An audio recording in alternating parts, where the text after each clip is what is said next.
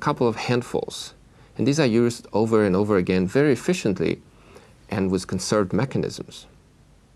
As you might recall from organic chemistry, one of the most versatile chemical groups is the carbonyl, C-double-bond-O.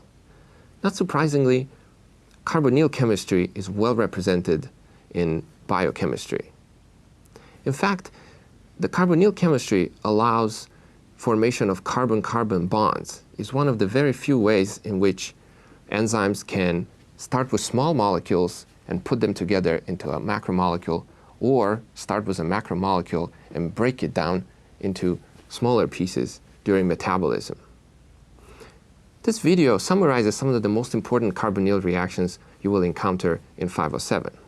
In this video, we're going to be talking about carbonyl chemistry. And as we will see, carbonyl chemistry is fundamental for some of the carbon-carbon bond formation and cleavage reactions. As you recall from organic chemistry, a carbonyl contains a C-double-bond-O. And all the properties of the carbonyl derive from its ability to polarize this bond so that it can draw a resonance structure where the carbon has a positive charge and the oxygen a negative charge. As you recall, there are simple carbonyls such as aldehydes and ketones. Also, we have acyl derivatives, compounds in which the carbonyl is attached to a heteroatom. X can be oxygen, nitrogen, sulfur.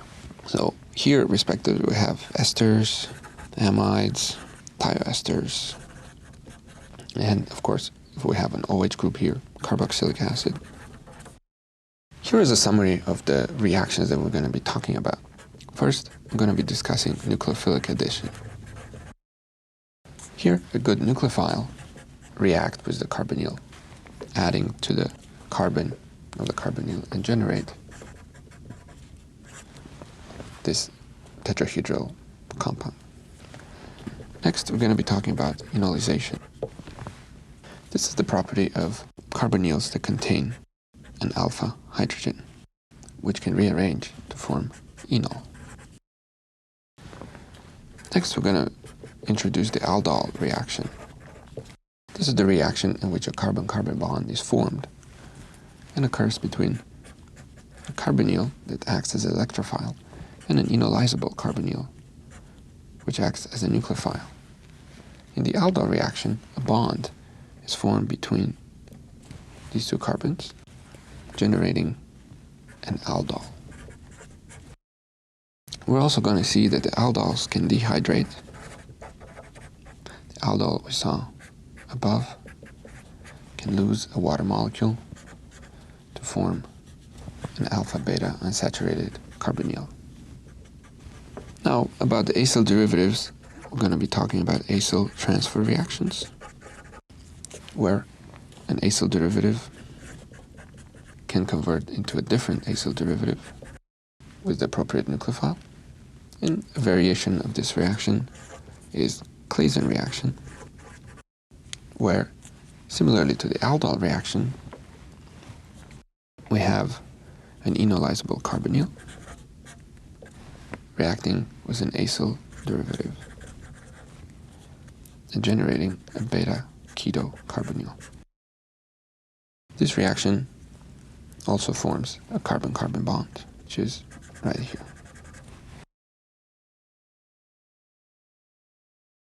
Let's talk in more detail about the nucleophilic addition. The general reaction scheme is as we saw before. Here is a carbonyl compound reacting with a nucleophile and forming a tetrahedral intermediate that contains an alkoxide or an alcohol. Now, let's take a look at two different reactions. One is the reaction of alcohols with carbonyl compounds, where we form a compound that looks like this. This is called a hemiacetal. Now, this reaction is reversible, and in fact, it reaches equilibrium because delta G0 is approximately 0. This reaction can be both acid or base catalyzed. Let's take a quick look at the mechanism. If it's base catalyzed, the base will first deprotonate the alcohol,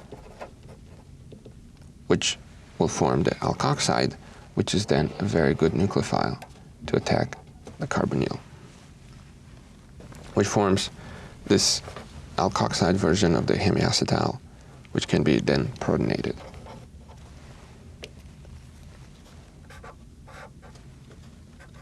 In acid catalyzed mechanism, we have to activate the carbonyl first. So the protonation of the carbonyl is the first step. All right, so this activated carbonyl can then be attacked by our alcohol.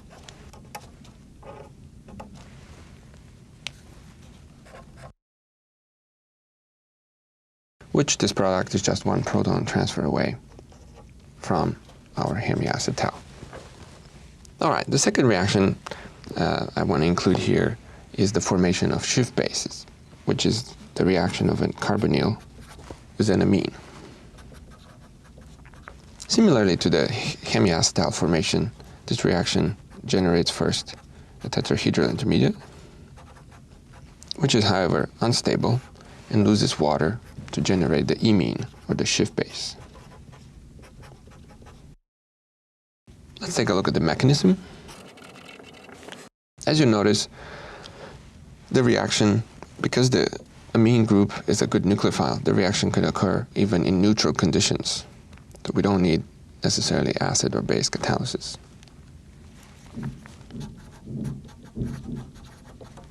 The first step, the amine attacks the carbonyl, forming this compound with split charges. Now, proton transfer happens, generate our intermediate, then water is eliminated.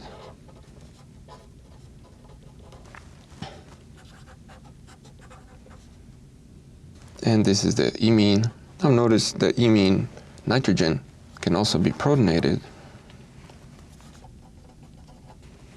to generate this iminium ion, which, as we will see in other situations, it's an activated version of the carbonyl group. From these two examples, we can get some idea of how the nucleophilic addition occurs. So let's take a look at what kind of nucleophiles we can add to the carbonyl group. We have some good nucleophiles, and here we have things with negative charges such as alkoxide or hydroxide. We have the thiolates and other things such as amines. And we also have some okay nucleophiles. And here we have alcohols, even water, and thiols. As you saw in these couple of mechanisms, the okay nucleophiles don't react very well unless they either deprotonated to form good nucleophiles, such as the alcohols, or the carbonyl gets activated either by protonation in a strong acid, as we saw here, or it becomes an activated carbonyl, for example, in an iminium ion. Another important nucleophiles that we're going to see is what we're going to call a C-, basically a carbanion. In our case, it's going to be enolates, which can also add to the carbonyls, and these will form the basis for the Aldol reaction. The second reaction we're going to be talking about is enolization. Here, a carbonyl that contains an alpha hydrogen can rearrange to form an enol. We're going to call this the keto form and this the enol form. An equilibrium between a keto and an enol form is called tautomerization. And this is a very important reaction in many biochemical systems. It turns out the delta G for the reaction as written is very high, 30 to 50 kilojoules per mole. That means that equilibrium strongly favors the keto form. However, in certain cases, the enol can form and get stabilized. The mechanism of inhalation is very straightforward. All we need is a decent base that can remove the alpha proton. And it will form this enolate. Now, enolate is able to form because it has resonance stabilization. We can draw another resonance structure as such, where we see the negative charge is on the carbon. So it is in fact a carbanion. We're going to call it a disguised carbanion. As the carbon is not very electronegative, having such a high electron density on the carbon would make it a very good nucleophile. And in fact, this enolate is the nucleophile that executes reactions such as the Aldol reaction and the Claisen reaction. Something to keep in mind, well, how acidic is this alpha hydrogen? So we can compare it with a hydrogen in an alkane. The pKa of such a hydrogen is close to 50. It's extremely hard to remove a proton. Now if we look in the alpha hydrogen next to a carbonyl, the pKa is 18 to 20. So it's 30 orders of magnitude more acidic. And this is because, as we saw, when we remove this hydrogen, we form the enolate anion, which is resonance stabilized. A more extreme case of this, if we have two carbonyls, alpha, to the same proton, the pKa drops even further, around 9 to 11. This is because we can draw even more resonance structures to the enolate that's formed. This is one.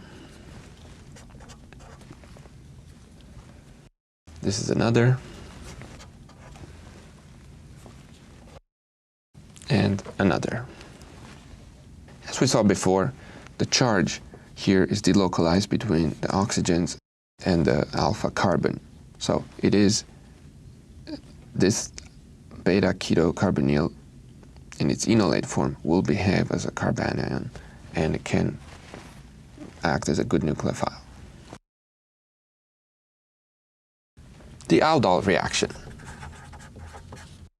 This is a very important reaction in biochemistry because it allows formation of carbon-carbon bonds. Or, if the reaction runs in reverse, cleavage of the carbon-carbon bonds. The Aldol reaction is the reaction between an enolizable carbonyl, as we show here, a carbonyl that has an alpha hydrogen, and another carbonyl. And what happens is a new carbon-carbon bond forms between the alpha carbon and the carbonyl carbon.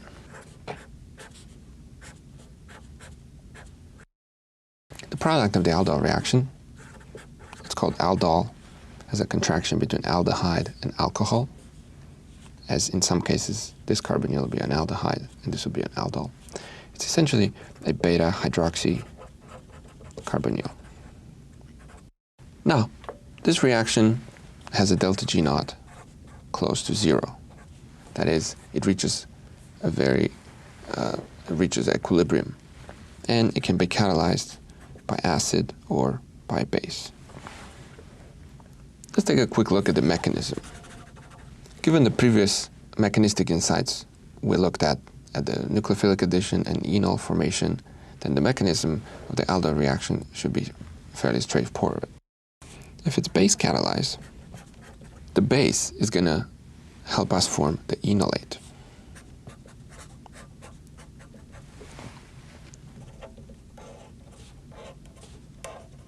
As such, and as we discussed previously, the enolate is a good nucleophile and can react via nucleophilic addition with the other carbonyl. And one proton transfer to generate the aldol product. The reaction can also be acid catalyzed. Again, formation of the enol in acid catalysis involves first protonation of the carbonyl.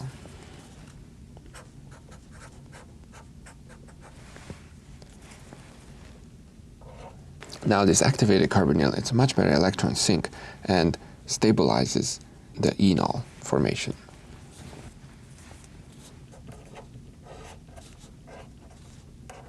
Now, in the second step, the enol can react with the other carbonyl.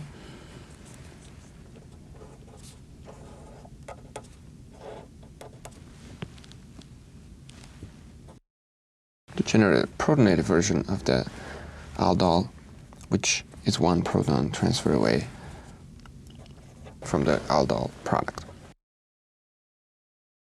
In biochemical systems, the enzyme that catalyzes the aldol reaction is called aldolase.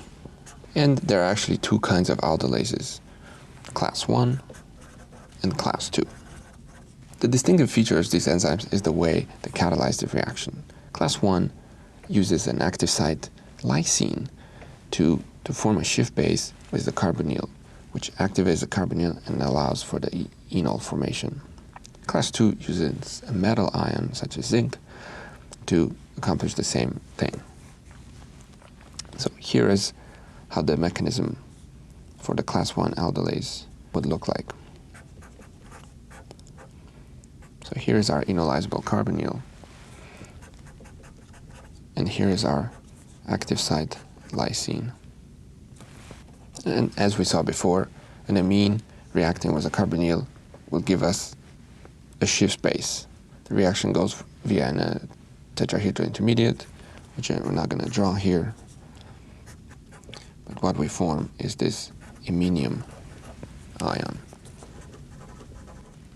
Now the carbonyl is activated enough that an active site base can remove the alpha hydrogen to form the enol, which is now well positioned to attack the other carbonyl.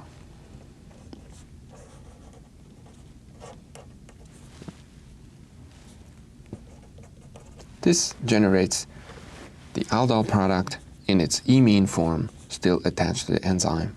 And now the hydrolysis of imine is going to release the aldol. Now, class 2 enzymes use a zinc ion.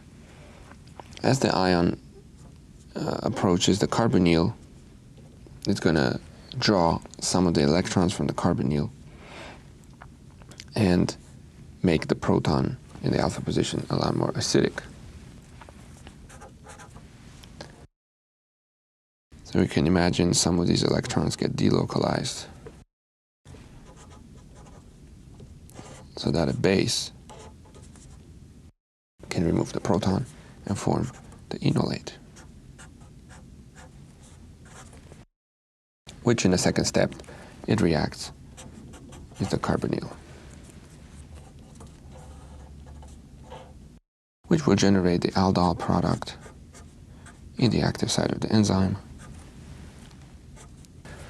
still bound to the zinc, and now which can dissociate and generate the final and release the product. Now, very important consideration for the aldol reaction is that it can occur in the reverse fashion, for example, to cleave a carbon-carbon bond. So the bond that will be cleaved, as we see here, is the bond that got formed, which is the bond between the alpha and the beta carbons. The aldolase is one of the key enzymes in glycolysis that allows us to break a 6-carbon sugar into two 3-carbon sugars by cleaving a carbon-carbon bond via the aldol reaction. As the mechanism catalyzed by the aldolase, we can see that the reverse pathway is pretty straightforward, where the aldol binds to the enzyme, say in class 1, it forms an active site covalent interaction, a shift base with the lysine, from which the chemistry occurs to break the carbon-carbon bond and leads to the release of one carbonyl molecule, and then the other one will be still bound to the enzyme as a Schiff base and hydrolyzed. For the class 2, the aldol will interact with the enzyme by forming a interaction with the zinc, and this activates the carbonyl and allows the chemistry to occur exactly in the reverse manner as shown here.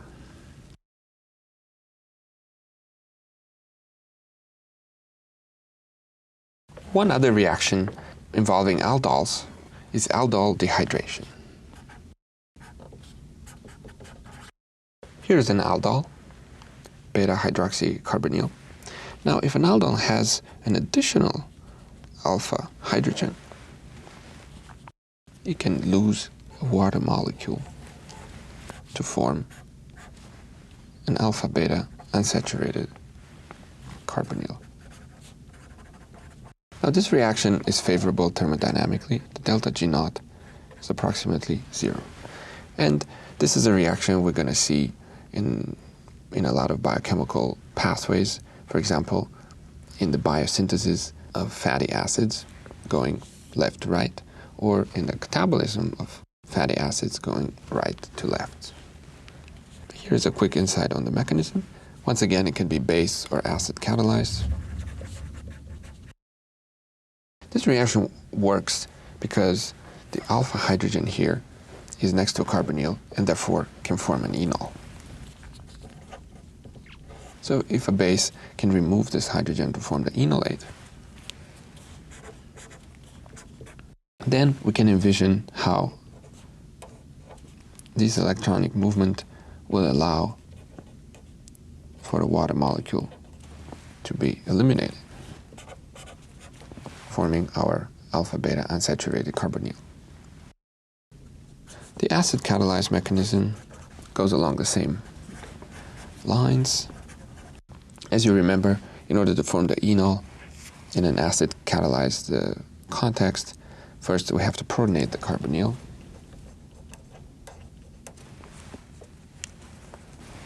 All right, now a base can remove our alpha hydrogen, forming the enol, which can kick off the water molecule, generating this species, which is just one proton transfer away from our final product.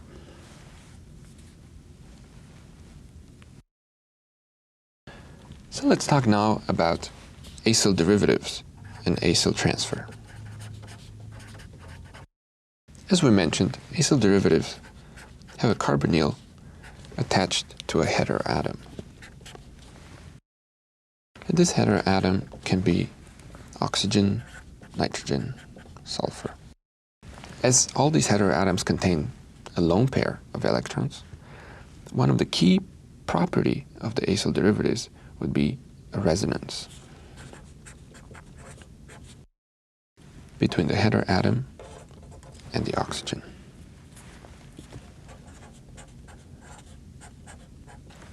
Now, the properties of the acyl derivatives would be dictated by how easy or how difficult it is to adopt this minor resonance structure. In other words, how likely is for the heteroatom to participate in these electron conjugation. Let's take a look at a couple of acyl derivatives. This is a carboxylase. If the heteroatom is in nitrogen, we have amides. If the heteroatom is oxygen, we also have esters or carboxylic acids. And when the heteroatom is sulfur, we have thioesters. The order in which I wrote them here is not actually random. It turns out for the carboxylate, because it has already a negative charge, the ability to adopt this resonance is greatly increased. So it's very well resonance stabilized.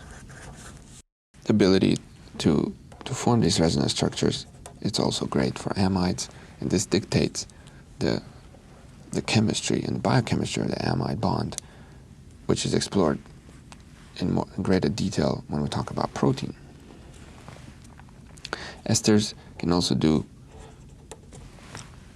and adopt these resonance structures. However, thioesters, because the sulfur is a third row element, so the p orbitals of sulfur are much bigger. They don't overlap very well with the p orbitals of the carbon.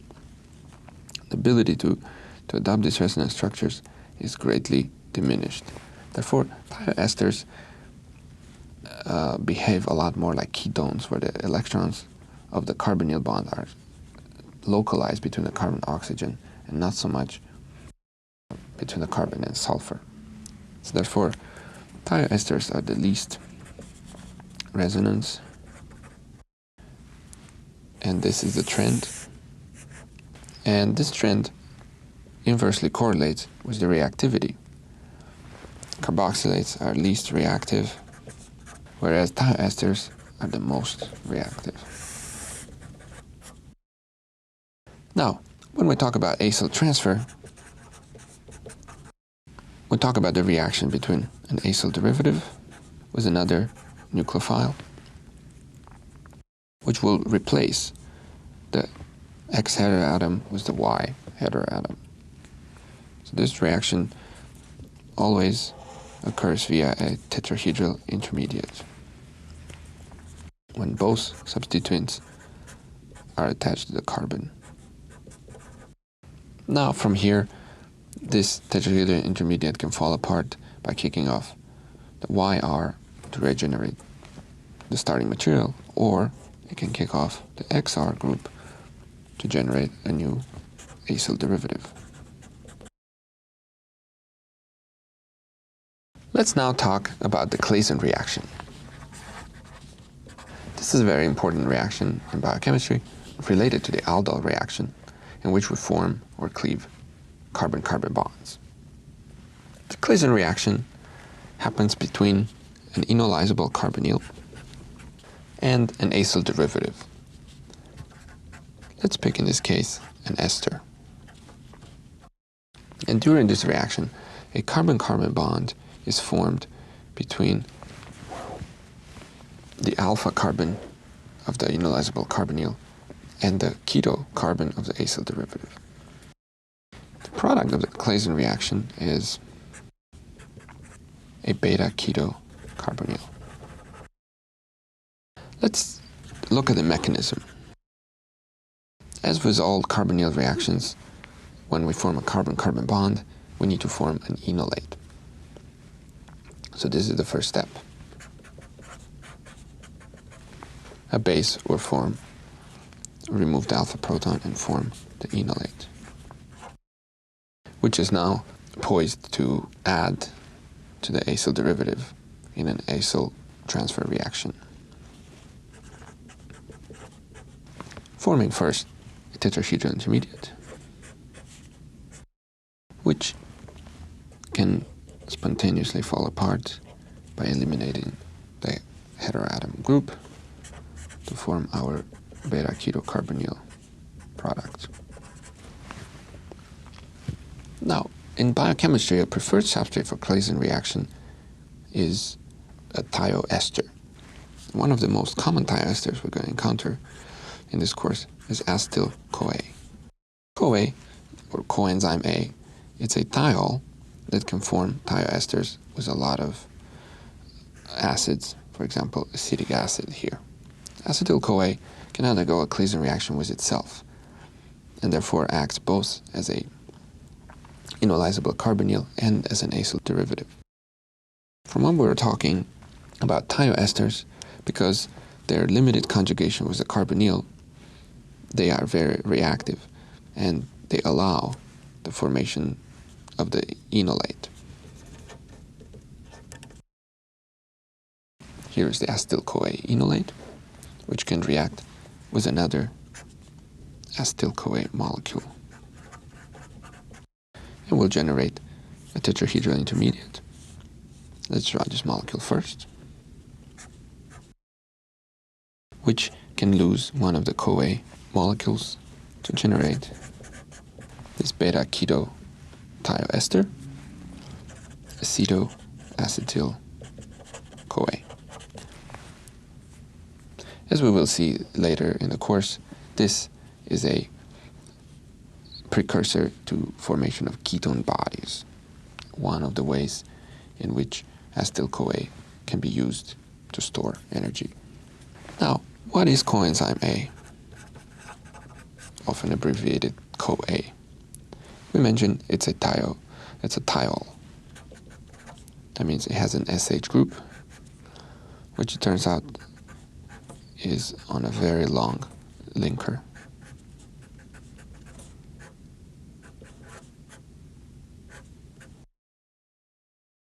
There you go. This is coenzyme A. You might recognize this part of the molecule as being adenine bound to a ribose bound to two phosphates. It's essentially ADP.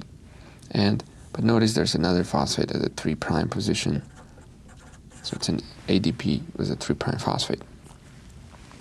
This portion of the molecule, if you squint, resembles the amino acid cysteine, but without the carboxyl group. And this middle portion of the molecule, it's something that looks very difficult to synthesize. Notice this carbon that has 2 methyl group attached and 2 other carbons attached to it. So it's like a tetravalent, a carbon attached to 4 other carbons. That's a fairly rare site in biochemistry. This portion of the molecule is called pantothenic acid. Pantothenic acid is an essential nutrient, also known as vitamin B5. In this video, we talked about carbonyl chemistry.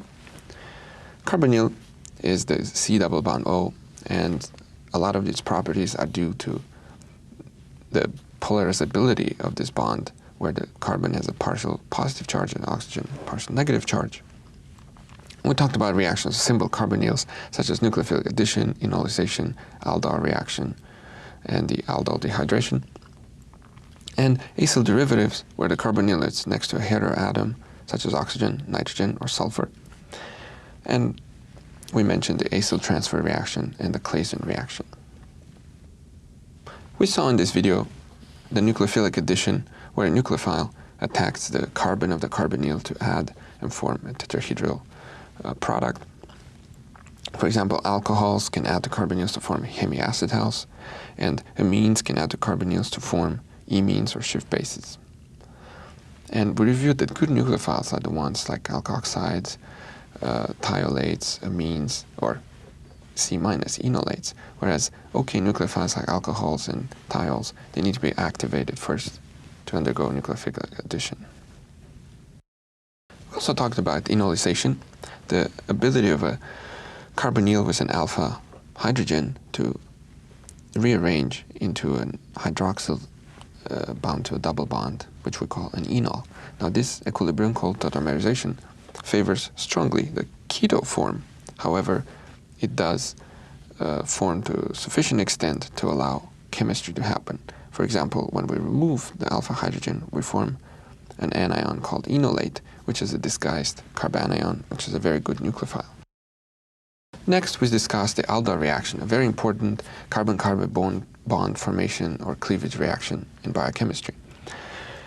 This reaction happens between an enolizable carbonyl and a regular carbonyl, and a new carbon-carbon bond is formed between the alpha carbon and the keto carbon, as shown here. The mechanism can be both base catalyzed and acid catalyzed, and the enzymes that catalyze this, called aldolases, use either a lysine at their active site to form first a shift base, or they use a zinc in the active site to polarize the carbonyl and allow for the enol formation. We also saw that aldol products can dehydrate to form alpha-beta unsaturated carbonyls. The mechanism could be both acid and base catalyzed and involves, in both cases, formation of an enol.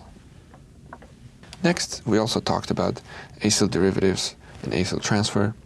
As we show here, the resonance in the acyl derivative is the dictates there how well they react. Carboxylates and amides are most resonance stabilized and therefore are the least reactive, whereas esters, but especially thioesters, are the least resonance stabilized and therefore most reactive. Finally, we discussed the Claisen reaction, a reaction similar to the Aldol between an enolizable carbonyl and acyl derivative, which generates a beta-ketocarbonyl. We introduced acetyl-CoA, a very important thioester that can undergo Claisen reaction with itself to form acetoacetyl-CoA. And we also introduced the structure of CoA, which is built around vitamin B5, an essential nutrient.